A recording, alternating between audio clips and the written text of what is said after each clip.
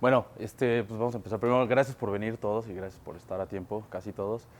Sé que soy la persona menos indicada para hacer ese comentario, pero igual se los agradezco. No, la verdad es que la vez pasada estuvo súper interesante. O sea, ya llevamos varias sesiones haciendo learnings y creo que han sido pues, interesantes para todos cada vez, todo lo que hemos visto, lo que hemos platicado. La vez pasada platicamos algo que quería recuperar un poquito, que era cuando estábamos hablando de nuestro Golden Circle, de por qué estamos haciendo esto. Y que estuvimos todos en línea, que lo primero que queremos hacer y lo que estamos haciendo es, queremos inspirar a la gente a que sepa que puede vivir haciendo lo que le gusta y hacerlo nosotros también.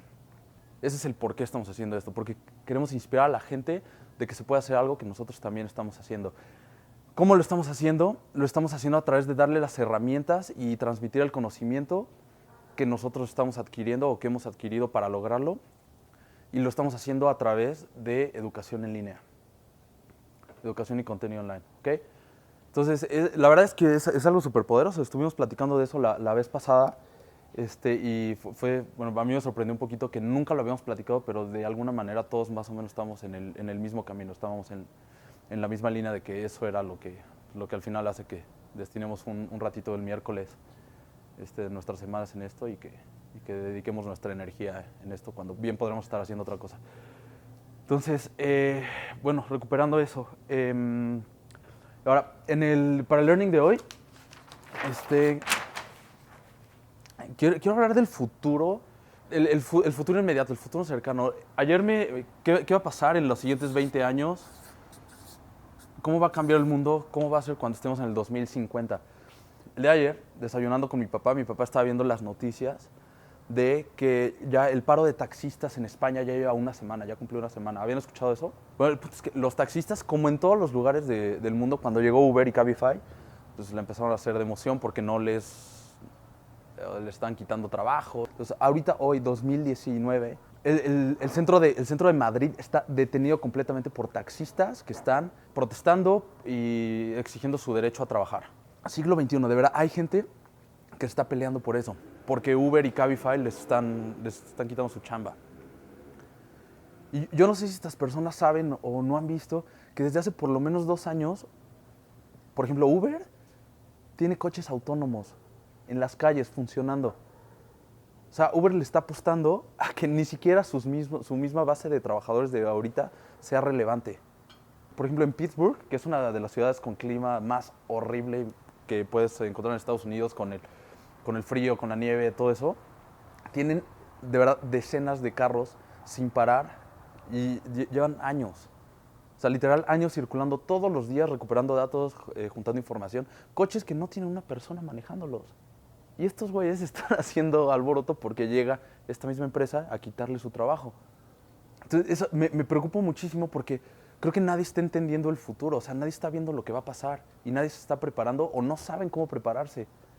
Y eso es lo más cabrón. O sea, fue como, ok, o sea, este es un punto que a lo mejor vale la pena hablar porque estamos hablando de educación en línea, estamos hablando de que tenemos un curso que habla muchísimo, una gran parte de mentalidad y por qué es relevante. No sé si lo habían pensado.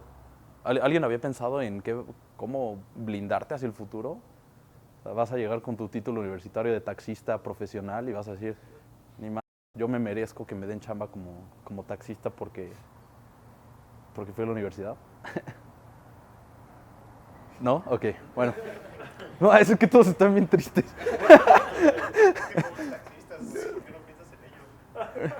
Claro, es que eso es lo que está más cabrón. O sea, que es gente que tiene familias, que tienen que comer el día de hoy, es gente que tiene que darle de comer a sus hijos, pero son irrelevantes de repente. O sea, en la sociedad de repente es como están tratando de pelear su lugarcito con lo poquito de poder y energía que les queda, así con su sindicato de taxista y con los contratos laborales. Y están tratando de, así con las uñas, ver qué rescatan, pero la verdad es que, o sea, no se ve por dónde, porque incluso les dan eso ahorita y va a pasar, ¿no? Entonces, ahora, como contexto un poquito a esto, hoy estamos hablando de 21 lecciones para el siglo XXI de Yuval Noah Harari. Quiero hablar un poquito de cómo es que llegamos aquí a este punto de tecnología y de la automatización y la robótica, porque esto también es un tema político. En el siglo XX había 3 propuestas políticas sociales, que era el comunismo, el fascismo y el liberalismo, ¿no? Ahorita no sé quién se esté echando las conferencias matutinas de López Obrador, que está atacando al neoliberalismo con todo y es una queja todo el tiempo contra los malditos neoliberales que tienen al país sumido en la miseria, ¿no? Pero la realidad es que, o sea, después de tantos años, el liberalismo fue la opción más flexible, que más oportunidades dio, por lo menos en Occidente, bueno, a nivel mundial, como para desarrollo y progreso para la gente. Y al final fue como el ganador, porque el liberalismo habla un poquito de la libre empresa, del libre albedrío, del individualismo, o sea, de que tú como persona tienes ciertas libertades y bueno, puedes tomar tus decisiones, ¿no? Y si te quieres comprar un carro y tienes la oportunidad, vas a poder trabajar para conseguir tu recurso para cumplir ese objetivo, ¿no? O sea, entonces, poquito a poco fueron cayendo en el siglo XX el fascismo, luego el comunismo, hay ahorita así como brotecitos, poquitos todavía que quedan en el mundo de comunismo, pero la verdad es que no es como la opción más flexible, porque el comunismo no permite como la crítica, la evolución y la flexibilidad que había permitido el liberalismo hasta el día de hoy. That's it. Entonces, ¿qué va a pasar ahorita? La verdad es que parece que el sistema liberal está agonizando. En Twitter me pongo a ver así como lo que opina la gente, lo que está sucediendo en Brasil con Bolsonaro, lo que sucedió con el Brexit. El punto es que, ¿qué está pasando ahorita en todo el mundo? O sea, el fenómeno de Donald Trump, el fenómeno del Brexit, lo que está pasando ahorita con Bolsonaro en Brasil, Venezuela, México, incluso con López Obrador. ¿Qué pasa? Estamos regresando un poquito, o sea, fue como la idea que nos vendieron todo el siglo XX de que el liberalismo y la globalización y tirar las fronteras y todo eso funcionó y encantó a la gente muy bien hasta que de repente empezó a llegar gente de otros lados, inmigración, hasta que de repente ahorita la tendencia es regresar un poquito a las fronteras, a las bardas, a los muros. Bueno, el punto es que todos estos movimientos a nivel mundial fueron respaldados como por la gente, o sea, por las masas que están teniendo miedo y problemas de volverse irrelevantes en el mundo, o sea, y lo van a empezar a ver, o sea, son los estratos sociales más bajos, que es como el grueso de la población, son los que tienen miedo de los avances tecnológicos, o sea, en Estados Unidos están pidiendo, Donald Trump les promete a las personas que les va a regresar los trabajos en minas de carbón. López Obrador proponiendo refinerías. Cuando, por ejemplo, el año pasado se crearon muchos más nuevos empleos en la industria de energía solar que lo que se recuperó de minas de carbón. Pero o sea, y fue esa masa de gente, los votantes, que eligieron a estas personas. Lo mismo en Brexit, lo mismo en Brasil. O sea, es gente que está teniendo miedo de volverse irrelevante. Es económicamente redundante, es el término. Regresando, estábamos hablando un poquito de la automatización, la tecnología y cómo se conecta al tema político. ¿Qué es lo que está sucediendo ahorita a nivel mundial? Los políticos no entienden. O sea, es más, déjate los políticos. Sus papás no entienden lo que está pasando. La mayoría de la gente no entiende lo que está sucediendo ahorita. O sea, no entiende las implicaciones que va a tener todo la automatización y la inteligencia artificial en la vida diaria. Y mucho menos los políticos. O sea, en las campañas presidenciales pasadas de Trump y de Hillary, o sea, lo más de tecnología que se habló, así increíblemente avanzada, fue con los correos, el escándalo ahí de los servidores y los correos en el servidor privado de Hillary. Y ya, aquí en México se habló un poquito de cómo utilizar, por ejemplo, blockchain. Lo mencionaba Ricardo Anaya nada más, cómo utilizar blockchain para asegurar la transparencia en las transacciones gubernamentales. Pero ni siquiera era una propuesta de campaña, lo mencionó una vez que se le ocurrió haciendo un discurso. O sea, las personas no entienden lo que está pasando y cómo va a impactar esto en sus vidas reales. Entonces, ¿qué pasa? Desde la década de los 90 empieza todo el desarrollo tecnológico y la democratización de la tecnología, así, del internet. Ok, piensen ahorita en su vida el día de hoy. Desde que te despiertas, ¿cuántos contactos o cuántas interacciones tienes con tecnología que no existía? O sea, ¿qué haces? Te despiertas, ves tu alarma, abres Facebook, checas Instagram, checas tus correos, ves a lo mejor tu calendario con las notificaciones que tienes del día. Eso no existía hace 10 años. O sea, todo esto empieza... ¿Cómo? Te pones tus AirPods, te metes a bañar con tus AirPods. Bueno, eso es la democratización, ¿no? O sea, eso es lo que nos afecta a nosotros como consumidores eh, en la capa, digamos, más básica. O sea, eso cualquier persona ya tiene acceso a un celular donde tiene todas esas funciones. Pero esto está impactando en los niveles productivos. O sea, la inteligencia artificial que se está desarrollando ahorita está empezando a impactar en temas financieros, temas económicos, temas de salud. O sea, ahorita el sistema financiero trabaja con puras computadoras y algoritmos que difícilmente una persona, o sea, una sola persona puede entender y darle sentido a toda esa complejidad de números y algoritmos con los que se basa todo eso. O sea, y es la realidad, o sea, eso está sucediendo hoy en día. Pero eso es, ahorita la gente todo lo vemos un poquito ajeno, o sea, creemos que eso no pasa, o sea, eso no nos afecta en nuestro día a día. ¿Y qué va a pasar ahorita en el siglo XXI? Esta información, esta tecnología, esta inteligencia artificial va a empezar como a transpolarse a otros mercados, a otros sistemas, a otras áreas de nuestras vidas, en todo. O sea, ¿qué va a pasar cuando en la salud, que de hecho ya hay, creo que la supercomputadora Watson, si no me equivoco, de IBM, ya es mucho mejor para detectar tumores cerebrales que los neurólogos, que mismos neurólogos. O sea, con el machine learning, o sea, la supercomputadora puede hacer eso.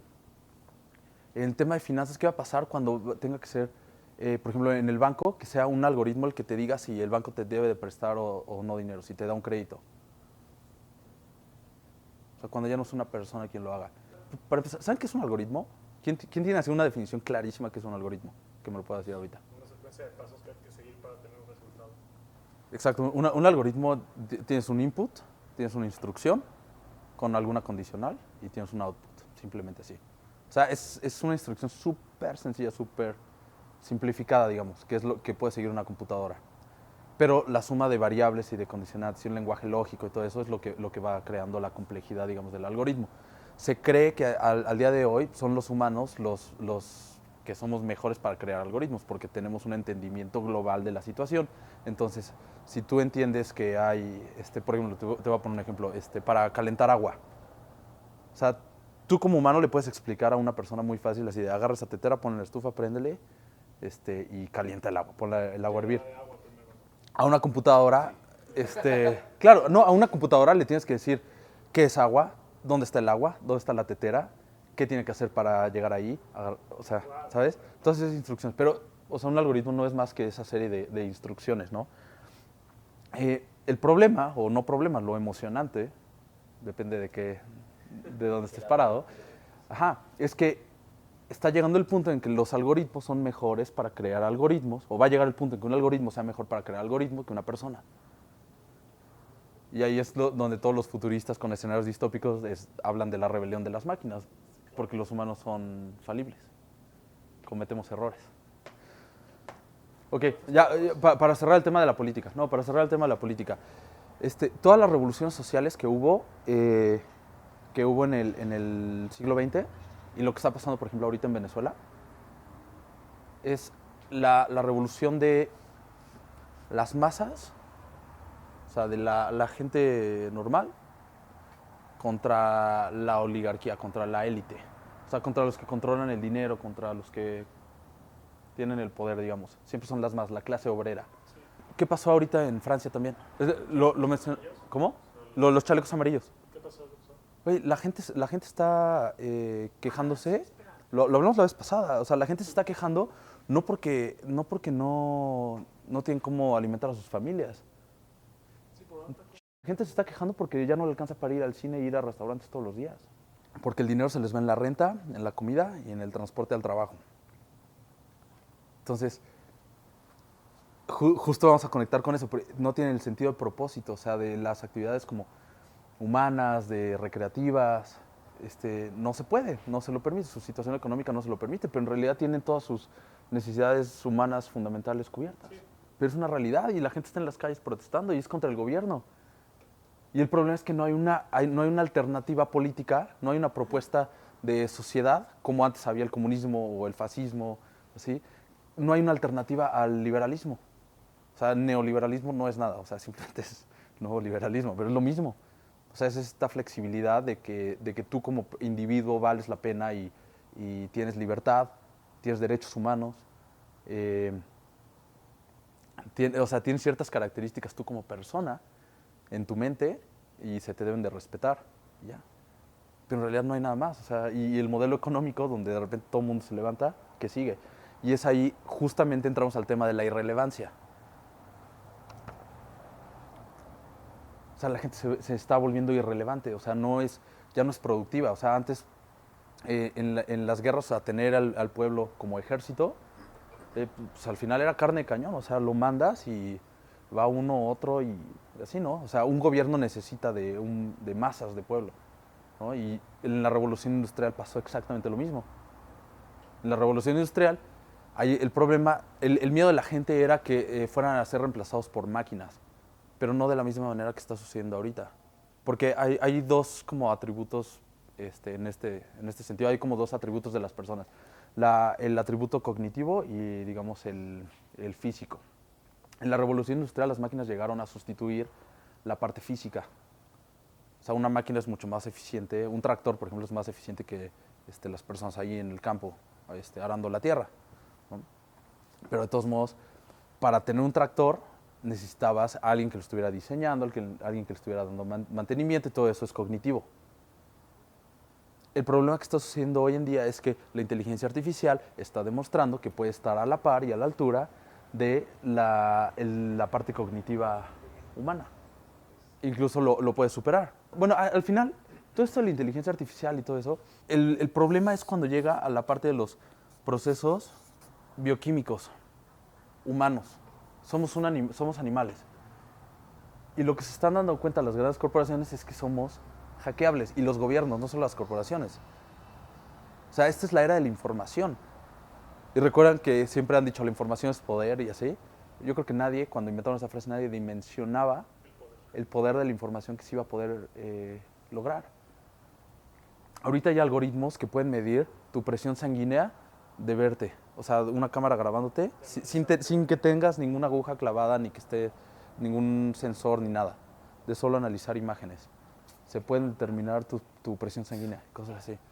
Entonces, la parte del liberalismo viene de que tenemos arraigadas ideas de pensadores del siglo antepasado, donde pues, el hombre tiene un alma, el hombre tiene uso de razón, pero la realidad es que las emociones y los pensamientos son reacciones bioquímicas en el cerebro, son impulsos eléctricos en el cerebro. Entonces, en el momento en que podamos incidir en estas reacciones bioquímicas, empresas como Google, como Facebook, como Microsoft, los gobiernos van a poder hackear a las personas, literalmente hackear los pensamientos y decisiones de las personas. Porque el liberalismo se basa en que tenemos libre albedrío, o sea, de que las personas tenemos la libertad individual de tomar decisiones. Pero eso se está acabando un poquito. Y cuando era chiquito, mi papá me compraba libros de robots de Isaac Asimov, o sea, cuentitos chiquitos de Isaac Asimov. Me encantaba, me acuerdo que había unos así como en el futuro, un futuro distópico donde había como ¿cómo se llama? Un yonke, o ¿cómo se llama? Donde mandan a los carros, un yonke, un deshuesadero, no importa, y donde los carros platicaban entre sí, eran coches del 2070 y platicaban con otro carro y así de, oh, Es el Yo Robot, ¿no? no es Yo Robot, pero son cuentos de robots Cuentos de robots. de Isaac Asimov. Hay un libro en particular de Isaac Asimov que fue lo que yo leí antes de tomar la decisión de entrar a la universidad, que se llama La Era del Tiranosaurio, donde Isaac Asimov, para mí es de los futuristas que han influido más en mi vida. El siglo pasado hablaba de que va a llegar un punto en el que la automatización resuelva como todas las necesidades básicas del ser humano. Entonces, lo único que le va a quedar a las personas es la creatividad. O sea, las actividades creativas. Y suena poco, porque pues, ya tienes todo resuelto, puedes subsistir, o sea, la gente va a poder subsistir, se va a poder dedicar, no con la preocupación de tener que llevar comida a la casa para alimentar a la familia, sino a hacer, a realizarse personalmente. Sonaba poca m***. Entonces dije, bueno, pues vamos a entrar a diseño, ¿no? Diseño industrial creativo, ¿no? Te lo venden así increíble. Carrera obsoleta del siglo XVIII, XIX. ¿Qué pasa ahorita? ¿Qué está pasando con la inteligencia artificial? creíamos que la creatividad era algo exclusivo de los humanos. O sea, ¿conocen la historia? Se me hace fascinante la historia de las máquinas contra el ajedrez. Bueno, jugando ajedrez contra los humanos. En el 97 IBM creó una computadora que se llama Deep Blue, que jugó contra Garry Kasparov, que en ese momento, o sea, ese güey estaba cañón, era el campeón mundial de ajedrez. Él creo que empezó a jugar ajedrez a los 13 años y desde ahí pues, nunca lo pararon, ¿no? O sea, empezó a ganar a nivel local, luego a nivel nacional y se volvió el campeón del mundo. IBM crea esta computadora y dice, vamos a retar a Garry Kasparov, él medio, ¿cómo se llama? Renuente, altanero, sí. No, o sea, él dijo, las máquinas nunca me van a poder ganar. Y jugaron la primera partida de ajedrez y efectivamente ganó Garry Kasparov. Pero entonces los científicos de IBM regresaron y crearon una segunda versión de la máquina que se llamaba Deeper Blue. Y cuando jugaron, ganó la máquina. Entonces, obviamente Garry Kasparov dijo que era trampa, que lo que tú quieras. Entonces, el punto es que nunca lo reconoció, o bueno, le tomó mucho tiempo reconocerlo. Después había una computadora que se llama Stockfish 8. Esa computadora tiene cargados todos los datos de toda la historia de la humanidad. A ver, quiero que dimensionen esto. El ajedrez es un juego que tiene 1500 años de existir. O sea, es un juego de estrategia que tiene 1500 años de existir. O sea, hay gente que lo ha dominado, que lo ha estudiado, que ha diseñado estrategias para empezar, estrategias defensivas. Entonces, esta computadora que se llama Stockfish 8 tenía toda la historia de la humanidad de información cargada en cuanto a estrategias, en cuanto a todo. Y se enfrentó apenas hace creo que 2 o 3 años contra una computadora de Google que se llama AlphaZero.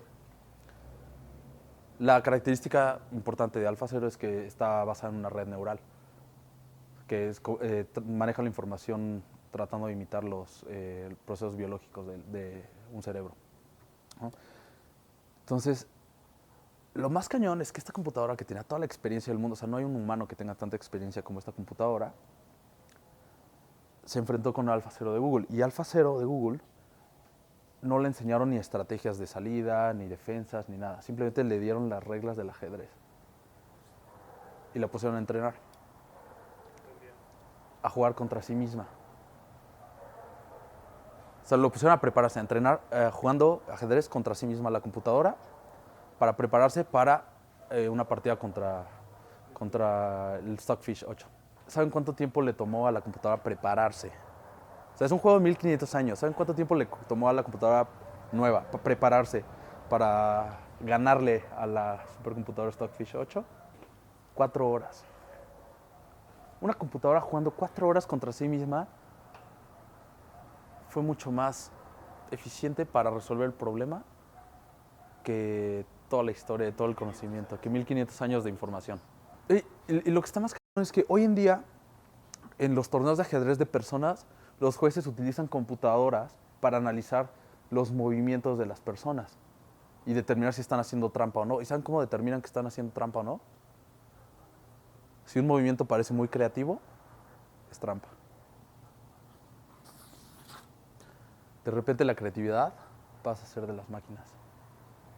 Pero esto es real, o sea, esto no es así como en el futuro, o sea, esto ya pasó, es más, es el pasado. Ahora, el ajedrez es un juego donde tienes toda la información disponible ahí, tú sabes dónde están las fichas, sabes todos los movimientos y así. Pues ya hay supercomputadoras que están ganando juegos de póker contra los campeones mundiales. Si tú piensas en póker, ¿en qué piensas? En el bluff, en aparentar, en estrategia y todo eso. Pero hay un buen de información y hay un buen de cuestiones que son como humanas alrededor del juego. ¿Cómo es posible que una computadora esté ganando a expertos que llevan 15 años jugando póker? Están siendo creativas. Entonces, podemos pensar que toda esta inteligencia artificial va a afectar así absolutamente todas las industrias, todos los mercados. El financiero, que ya sabemos, va a poder detectar si en un juicio una computadora va a poder detectar si el testigo está mintiendo mucho más eficientemente que un jurado ahí. La supercomputadora de IBM ahorita, con todo el machine learning, ha aprendido a detectar qué es un tumor y cómo se ven los tumores en las etapas tempranas. Y es mucho más eficiente comparar una base de datos de miles de imágenes a un neurocirujano pues, que está checando la radiografía o digo el escaneo ahí en su consultorio. A ver, lo que estamos seguros es que para el 2050 la tecnología, la automatización y la inteligencia artificial va a afectar absolutamente todas las industrias. O sea, desde los choferes, el manejo de coches autónomos, financiero, bancario, gobierno, cómo hacer yogurt, como clases de yoga, todo, ¿no? Si regresamos como al concepto de que la creatividad humana y a lo mejor el arte, decimos, el arte va a ser lo único que está a salvo, ¿no? El arte. O sea, ¿qué pasa? Si seguimos con las ideas liberales de que la belleza está en el ojo del observador y de lo que te hace sentir y así, ¿qué pasa cuando la inteligencia artificial sea capaz de captar las señales bioquímicas en tu cerebro y sabe que cuando no te gusta una parte de una canción, tus niveles de oxitocina bajan? No, piensa que de verdad un DJ con inteligencia artificial va a ser capaz de manejar las emociones de la audiencia mucho mejor que cualquier güey que esté ahí mezclando, ¿no? Entonces, eso con la música, o sea, si Spotify, si un algoritmo de Spotify sabe qué te gusta, te va a poder diseñar canciones especialmente que te van a encantar. Pero va a atender, güey. Ahorita Apple está tratando de obligar a la gente que tiene seguro médico por condición cardíaca a que traiga un Apple Watch. Porque esa es capaz de avisarte cuando tengas una arritmia o tengas algún... El nuevo Apple Watch que trae GPS y que trae teléfono con el eSIM, si tú te caes, por ejemplo, puede llamar directamente el teléfono, o sea, con su acelerómetro y los giroscopios detecta una caída real a una caída así como que te tiras, ¿no? Y es capaz de mandarle a tus contactos de emergencia tu geolocalización. O sea, llamarles y mandar mensaje y a tu doctor, güey. Por ejemplo, o igual, si tienes un infarto, puede hacer lo mismo. Automáticamente, sin que tú intervengas. Güey, si tienes alguna arritmia ahí medio rara, le avisa a tus contactos de emergencia.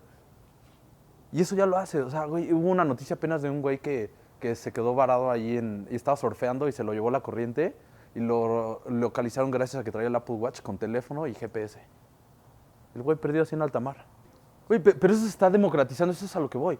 O sea, cuando empiece la inteligencia artificial a incidir con los procesos bioquímicos de la gente, güey, nada va a estar a salvo. Entonces, ahora, bueno, tenemos la parte pesimista de que no, ya valió, la vida no vale nada, y también está la parte optimista, ¿no? No, por ejemplo, o sea, cuando empezaron a existir los drones, o sea, por ejemplo, aviones no tripulados, ahora que estuve en Washington, tiene un museo ahí en el Smithsonian y tiene un avionzote donde todo el cuerpo del avión está lleno de cámaras y radares y sensores así. Y la cabinita es chiquititita y es para una persona, pero lo que me estaban explicando es que ya los nuevos ya no tienen la cabina para persona. O sea, todo el cuerpo del avión son sensores, cámaras y todo eso. Pero en lugar de tener un piloto que lo esté manejando, que vaya, no sé, a Afganistán o a donde lo mandaran, ahorita lo que tienen es 15 personas en una sala de control manejando, estando al pendiente de todos los sensores y así. O sea, se crearon nuevas fuentes de empleo. O sea, ese es como el lado optimista, o sea, de que se va a requerir gente que esté dando mantenimiento, gente que esté pues diseñando estos nuevos sistemas, estos nuevos productos, optimizándolos y todo eso. Esa es como la parte como optimista. Pero lo que pasa es que seguimos luchando contra la irrelevancia del humano. Porque, güey, antes, en el siglo pasado, o sea, era muy fácil que agarras a un güey que está en el campo y lo pusieras de cajero en una tienda, en un supermercado. Y que ese mismo güey lo mandaras como cadete o como en el ejército. O sea, había una movilidad laboral bastante fácil, por decirlo de alguna manera. Era muy flexible, exactamente. Pero ahorita pues no es como que tú de la nada, ingeniero, de repente hay una inteligencia artificial que calcula ahora todos los edificios sin necesidad de una persona. Entonces, pero hay necesidad de repente de alguien que le dé mantenimiento a robots que hacen escáneres del cerebro, güey, por decir cualquier cosa. O sea, realmente hay muy pocas personas que están entendiendo y esto no es así como el superfuturo. O sea, esto está pasando ya. O sea, y en realidad, y quienes están tomando las decisiones de cómo está cambiando esto son ingenieros en oficinas en California. La realidad es que políticamente güey, los gobiernos están jugando a tratar de alcanzar los cambios tecnológicos. Por eso es que parece que está agonizando el liberalismo. Otra vez, ejemplo en Washington. Un día de repente aparecieron Birds, que son los scooters, los como patines del diablo, así por toda la ciudad. Porque llegó una empresa y los puso. Dijo, vamos a testear con la movilidad. Entonces no había regulaciones de tráfico, no había regulaciones de nada. O sea, simplemente pues, llegó la empresa. Entonces ahora la legislación tiene que estar tratando de alcanzar. ¿Qué va a pasar con los empleos, o sea, con los trabajos? Lo más probable es que las leyes traten de disminuir o de frenar el avance tecnológico. Lo que está pasando ahorita en Escandinavia. Puede tener que ver como una comunicación.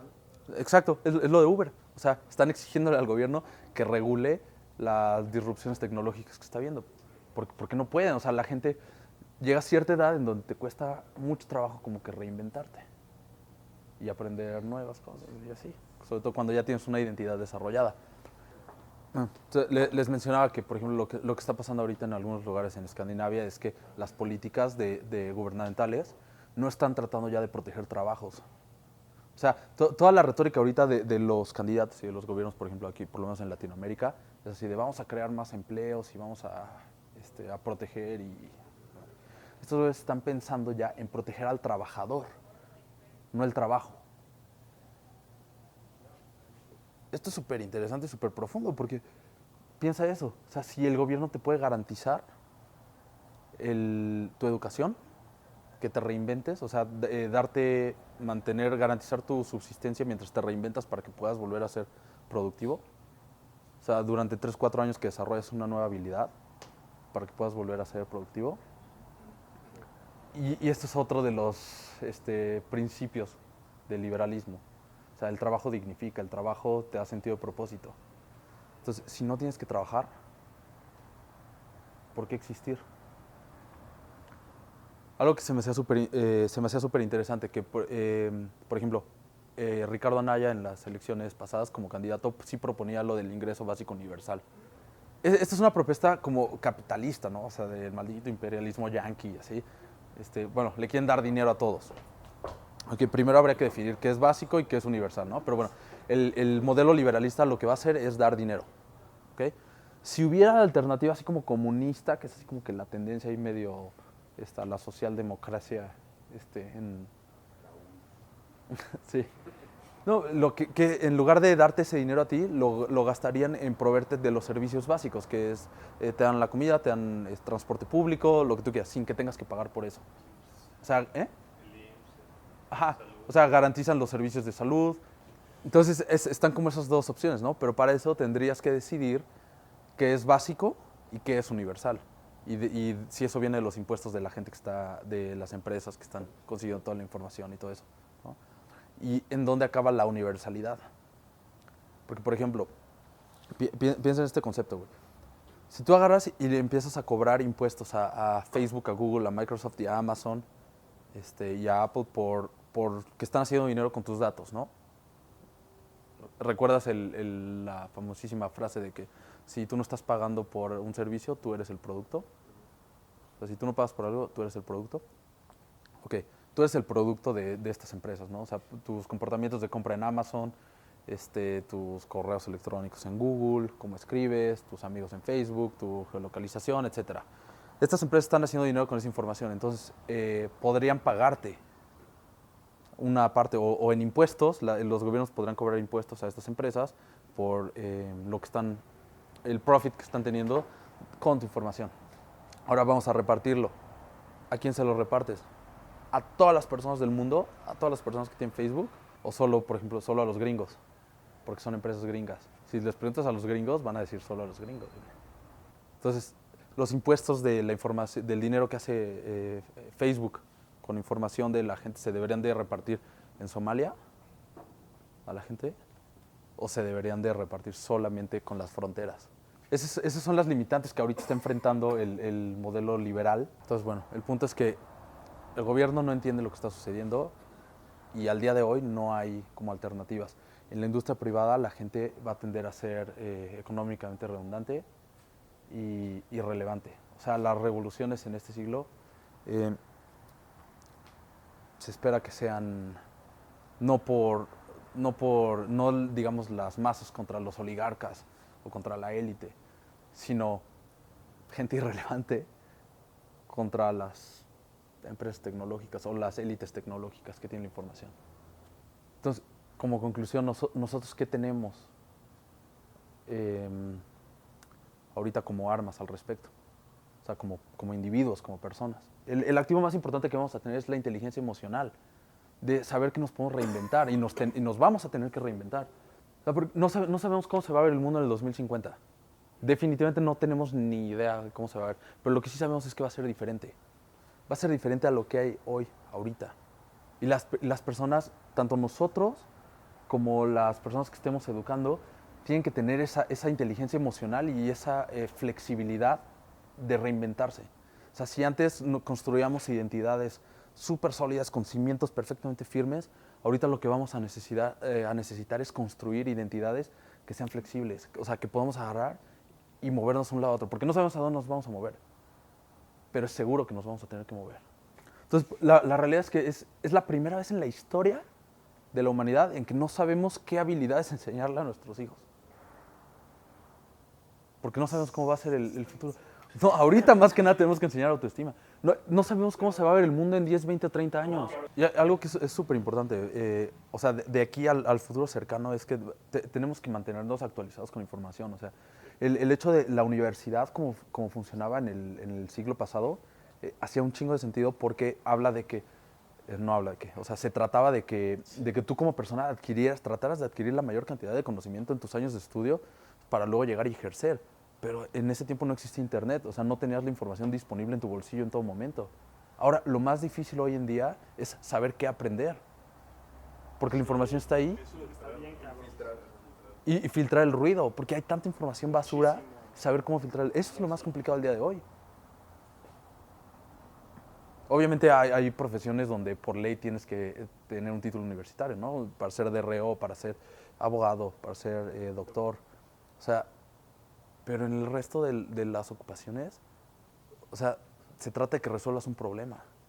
Y se están creando nuevos problemas todos los días con esto. Entonces, por eso los cursos en línea, por eso la educación. O sea, enseñar a la gente a que tenga esta mentalidad de aprender, de seguir aprendiendo, de seguir preparando, de seguir adquiriendo estas habilidades, de reinventarse. Por eso hace tanto sentido. Por eso nos ha permitido tener los resultados que hemos tenido. O sea, por eso hace 2 años que empezamos el proyecto, era un sueño y hoy en día es una realidad donde tenemos estudiantes, tenemos gente que estamos inspirando y que están teniendo resultados. Y mucho está aquí. Y sí ahorita sí tenemos esta ligera ventaja de que estamos entendiendo esto un poquito a tiempo. Porque la fotografía se va a revolucionar así. No sé si vieron el año pasado Google sacó una cámara que toma fotos solitas. Cuando la cámara decide que la escena es pertinente de una foto. Se llama Google Clip, pueden buscarlo. Es una cámara que tú dejas ahí en tu sala y que todo el tiempo está ahí, digamos, grabando. Y que cuando hay una comida familiar o algo así, cuando la gente sonríe, cuando es un momento digno de una fotografía, la cámara solita decide que tomar una foto, que captura el momento. Pero ve, por ejemplo, el algoritmo de Instagram, ¿qué hace? Puede analizar si tienes las fotos más likeadas, ¿no? Por ejemplo, una chava en bikini en la playa. Esa foto va a tener mucho más engagement que una foto de tú en el excusado, ¿no? Hacer una selfie.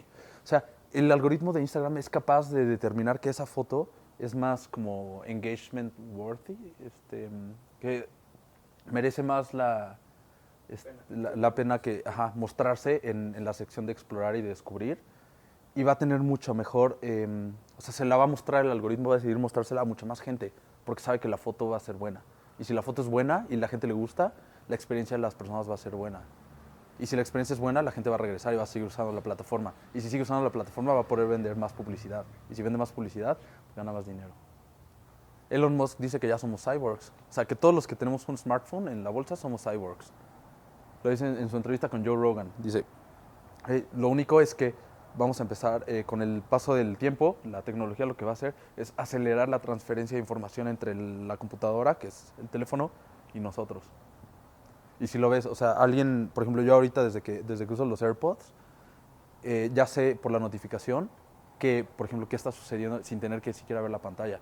La gente que tiene smartwatches, o sea, la transferencia de información cerebro-máquina es mucho más rápida. Y cada vez va a ser más y más y más y más rápida.